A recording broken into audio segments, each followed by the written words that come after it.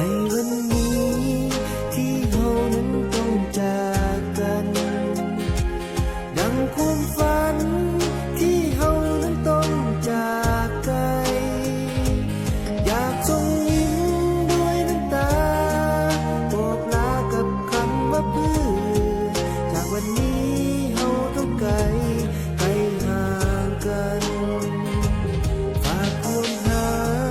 ให้กันอยู่เสมอจับมือกันไว้สัญญาจะมาพบเจอฝากกับฟ้าและดวงดาวให้เราได้มาพบกันอยากให้ฝันของเรานั้นเป็นจริงขอเพียงส่งยิ้มให้มาเวลาต้องห่างจากเส้นทางที่แสนไกลต้องสู้ต่อมอบความรักและหัวใจ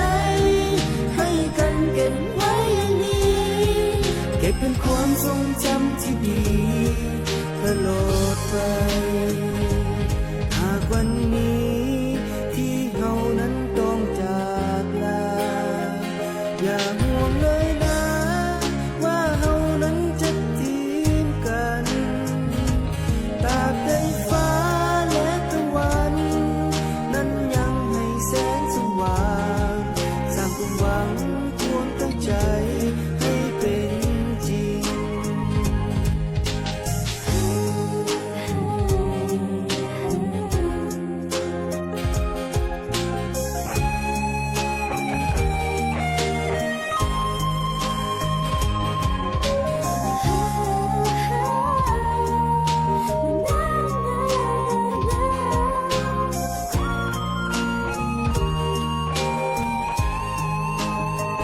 ก็เพียงส่งยิ้ม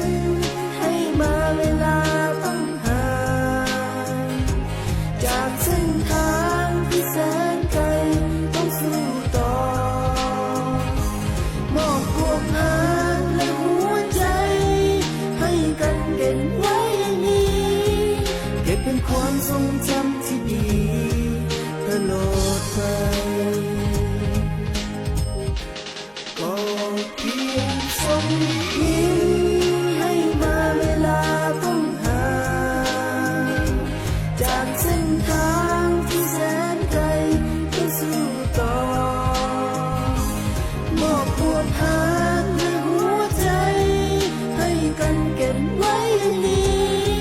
เก็บเป็นความทรงจำที่ดีตลอดไป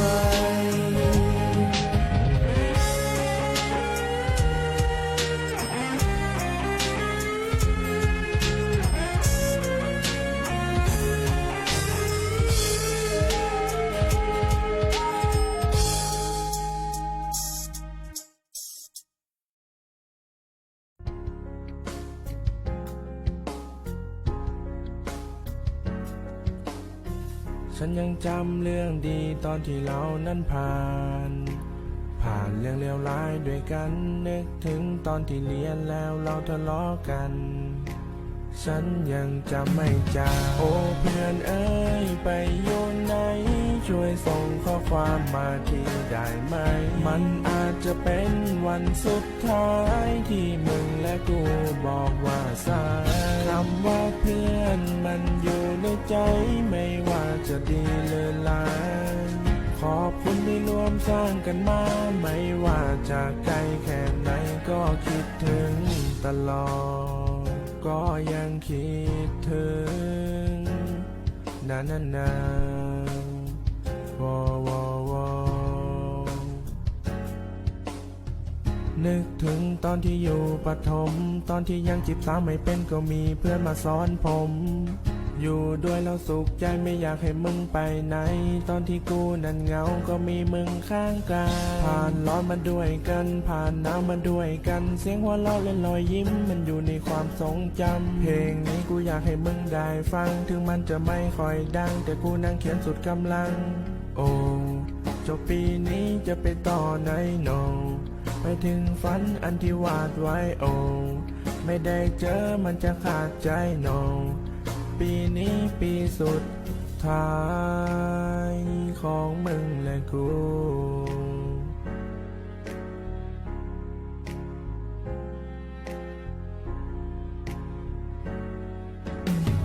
โอ้เพื่อนเอ้ยไปอยู่ไหน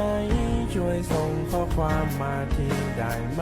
มันอาจจะเป็นวันสุดท้ายที่มึงและกูบอกว่าสายคำว่าเพื่อนมันอยู่ในใจไม่ว่าจะดีหรือร้ายขอบคุณที่ร่วมสร้างกันมาไม่ว่าจากใครแค่ไหนก็คิดถึงตลอดก็ยังคิดถึงนาโวโวโว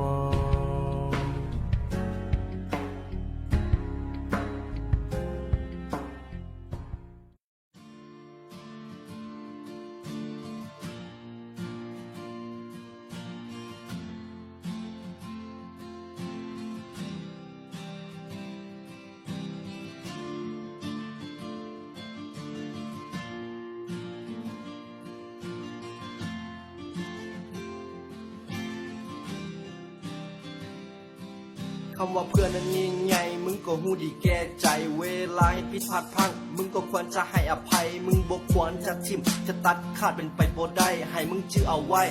คำว่าเพื่อนนั้นอยู่ที่ใจเวลาเขาล้มมึงควรพยุงเขาขึ้นมาเวลาโศกเศร้าควรเฮ็ดให้เขานั้นเฮฮาเวลาเขามีน้ำตามึงควรจะอยู่ข้างๆเวลาเขารู้สึกอ้างว่างหมดหนทางจะเดินต่อมึงควรบอกเขาอย่าเฝ้าโทษอย่าเฝ้าโทษชีวิตวันนี้หมดเท่านี้ความหวังยังมีจงเดินไปต่ออย่าไปง้อโชคชะตาตื่นสมากับมือใหม่